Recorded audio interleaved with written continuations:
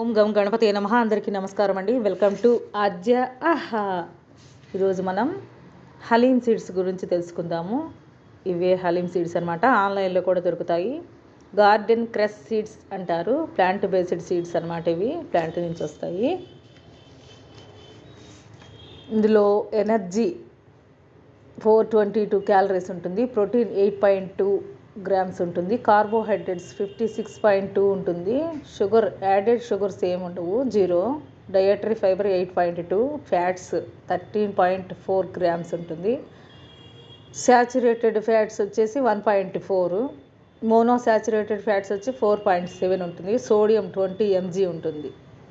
ట్రాన్స్ fat 0 ఉంటుంది అన్నమాట. ఆరోగ్యంగా బరువు పెరుగుతారు. జీర్ణక్రియ మెరుగుపడుతుంది. గ్యాస్, అసిడిటీ తగ్గుతాయి.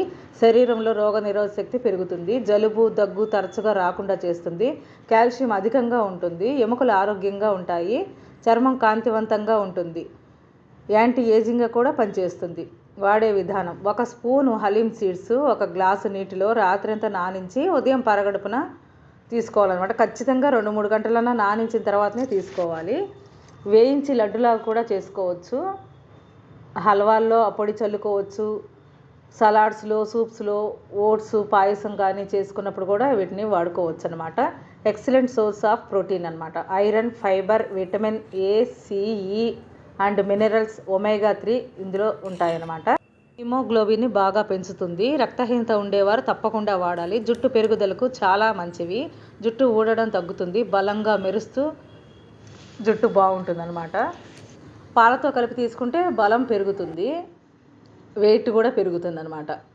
గర్భిణీ స్త్రీలు డాక్టర్ సలహాతో మాత్రమే తీసుకోవాలి. థైరాయిడ్, హార్మోన్ సమస్య ఉన్నవారు పరిమితంగా తీసుకోవాలి. ఎక్కువగా తీసుకోరాదు. 1 టీ స్పూన్ మాత్రమే ఒక రోజుకి తీసుకోవాలన్నమాట. ఇంకా వచ్చేసి దీని గురించి చాలా మంచి విషయాలు ఉన్నాయి. కాబట్టి ఇది మీరు కూడా వాడండి.